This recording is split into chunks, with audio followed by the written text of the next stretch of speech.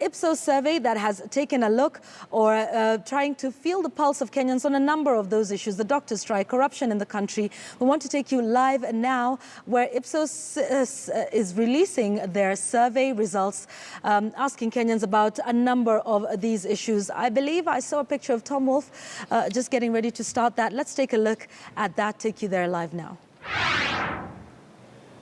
What's the main reason you think that they should be paid among those who want them to be paid this increase? I think it's difficult. I'm sure if I asked you, if we did a little survey in the room now, is there anyone you know, whether a family member or a friend, who has needed medical treatment within the last 1 month? I'm sure most of you would say yes. So people are definitely feeling the pinch. And what did I see the day before yesterday? You people reported that the strike is being extended to private medical facilities as well, not just public ones. Is that correct? I don't know. Has anybody been covering that story? Been visiting any of these facilities to see? As I said at the beginning, whether the order of the court yesterday or the decision of the court that the strike was illegal and the union leaders have to appear in court tomorrow would have affected these figures, we don't know. That is up for you in the media to interpret the results. Maybe you can go to the union officials and ask, do these figures make sense to them? As well as to officials in the Ministry of Health or at Treasury.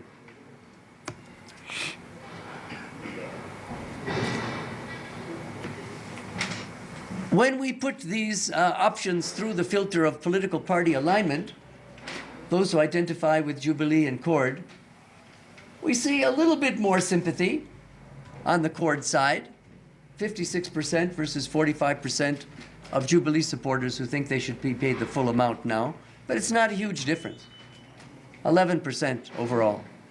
Obviously, the fact that it's a Jubilee government, Jubilee supporters would tend to unga mkono the government, since it's the one that they identify with. But not a huge contrast. Not a huge contrast. As you can see, even among Jubilee supporters, nearly half, 45%, think they should be paid their whole amount that they're demanding.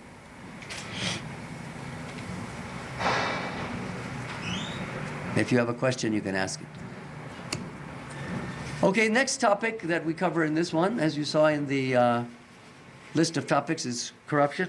A couple of questions. First of all, just awareness. Over the last 3.5 years since Jubilee has been in office, are you aware of any corruption scandals? 3/4 of Kenyans say yes. Again, the highest level of awareness is here in Nairobi. I wouldn't say it's because there's more corruption in Nairobi per se, but more access to media. And of course, this is where the national government is based. We know there's corruption at both the national level and the county level.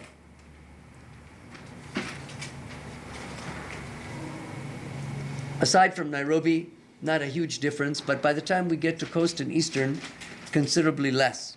Again, does that mean that people in Eastern have less access to the media? Or they don't believe your media reports are true? I wouldn't know.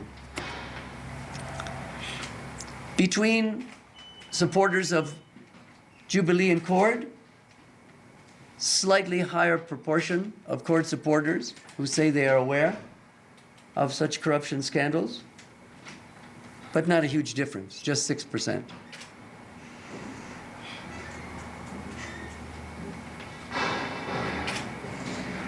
Does that mean that supporters of Jubilee pay less attention to your media reports about corruption because they don't want to hear negative things about their government?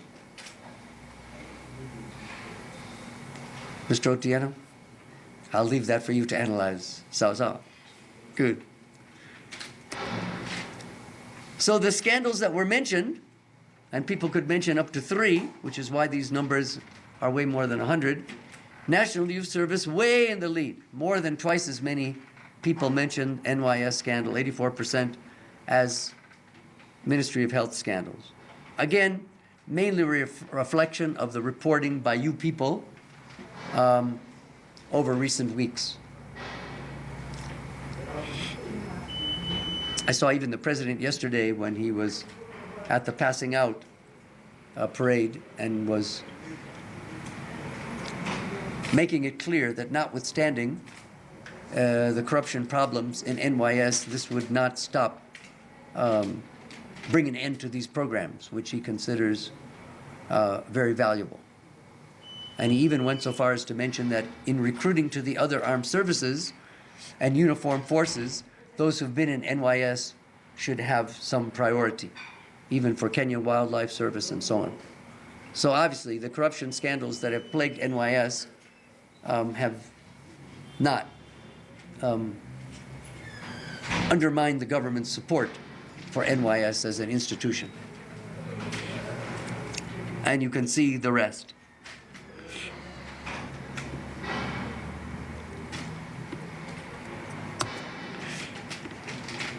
Opinion question. Is the president viewed as sincere in his efforts to fight corruption? Half of Kenyans say yes. About 1/3 say no, and the others aren't sure. But here we see a very dramatic contrast between supporters of Jubilee and CORD. Almost opposite.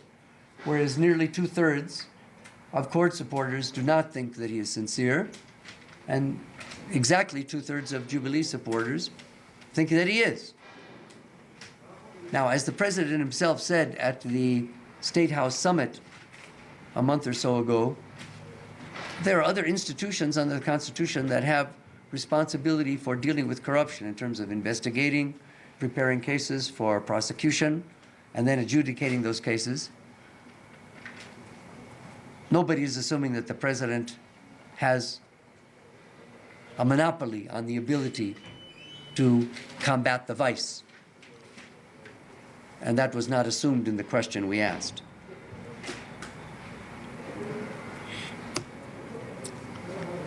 Finally, we end up with a couple of political questions. First is political party affiliation.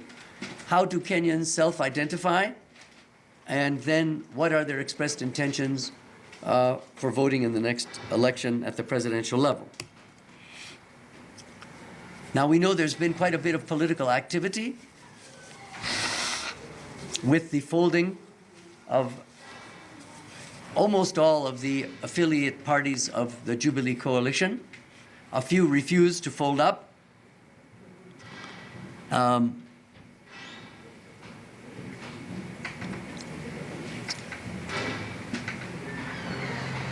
So that we get the colors somehow got mixed. I think we'll change those. Yeah. We found that although nearly half of Kenyans identify with Jubilee in one shape or another, there was another 6% who named Jubilee Alliance. It seems they're not aware of what happened at Kasarani. So you can actually add the 6% of Jubilee Alliance to Jubilee Party, and you get the 51% of Kenyans who identify with the ruling party. Note, however, that on the far right side, quite a few Kenyans are not, at this point, identifying with any party whatsoever. If you take none plus 11 plus refuse to answer the question, RTA, 17, 20%, 1 in 5 don't see, at this point anyway, any party or coalition that they will tell us that they are identifying with. On the opposition side, we can take the 19% of ODM, the CORD Alliance, another 6, that takes it to 25. Wiper, another 2, 27.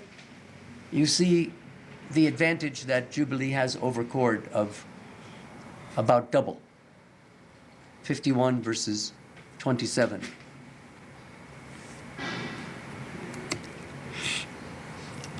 Who would you vote for president if the elections were held now? We did not ask any question about running mates. And more or less the same as the 51% we saw for Jubilee, 50% of our respondents said they would vote for the current incumbent, Uhuru Kenyatta. Slightly under a quarter said they would vote for former Prime Minister Raila Odinga. Quite a high number were undecided or wouldn't answer the question, 23%. Another 3% for the other principals in court. Of course, you may recall there was quite a bit of backlash to our figures last time on some of these issues, and we were very quick to explain that whereas no one is challenging the current president for the nomination within Jubilee for the presidential candidacy, we don't know who the opposition candidate is or even how many there will be. So in a way, we're comparing apples with oranges because that's the reality now. Once the opposition has announced, as I said, who their candidate or who their candidates will be, whether they agree or disagree, we'll have more realistic figures. So this is just sort of keeping track. Across the regions, we see that President Kenyatta is ahead in 7 of the 8 regions. Only in Nyanza does he trail Raila Odinga. But it's really only in Central, Nairobi, and Rift Valley, and Northeastern that he has more than 50%. And when we go down to the bottom, again, the undecided and the refused to answer the questions, there are a lot of votes which are undecided, even leaving, as of now, even leaving aside the question as to the uncertainty on the opposition side, who their candidate or how many candidates they will have. Question? No. Yes. Comment? Yes. I noticed on the column of Nyanza, Yes? Raila scores 42% and Uhuru 31%. Can Yeah. you explain the shift? I'm not aware of any shift. Okay, compared to the previous surveys, Raila was scoring high, very high in Nyanza and Uhuru very low. What's happening? Let me just check that when we're finished. I would have to go back to June and see. Pardon? Yeah, the undecided is very high. Remember, if you go into a restaurant and the waiter asks you, what would you like to order? It's very difficult for you to make up your mind, mpaka kupatia yani orodha ya vyakula. If you're not given the menu, it's difficult for you to, because you don't know what they cook. So I think the closer we get to the election with the uncertainty on the opposition side. I'm not saying that if the opposition announced that Raila was the candidate, he would be at 100%. I'm not saying that. But as I said a moment ago, the uncertainty on the opposition side helps to explain what Hilda just pointed out, that at the bottom, the undecideds together with the refused to answer the question, which is mainly an undecided issue. It's not shyness to tell us. Watu wakisema sitaki kujibu hiyo swali. Yani, maybe next time we should have our interview. Why don't you want to answer the question? Is it because you think it's private or because you don't know who the candidates are? But I will check June in a moment and let you know. In terms of political alignment, those who identify with Jubilee, 80%, 4 out of 5, are happy to tell us that they will vote for the president. Not all. Even there we have some undecideds and refused to answer. A total of 12%. And we even have 5% of Jubilee supporters who say they're going to vote for Raila. Who they are, you'd have to pay us before we give you that information. On the court side, somewhat less than 2/3 say as of now they're prepared to vote for Raila Odinga, 61%.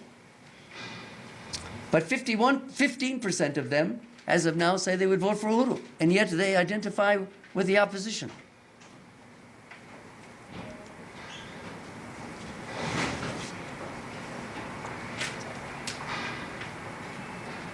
Again, we will expect, without being able to predict, numbers will change when we know who the candidates are and how many there are. And as I said also, how much unity there is on the opposition side behind whoever is nominated, whether it's one or more than one. And that's it. Just to keep you busy between now and Christmas, as I say, the Christmas material from the survey we'll send out as an email Friday, and hopefully we'll do that early in the morning so that you'll have time to digest that for your weekend broadcasts and papers. Let me answer any other questions while I'm coming back to you.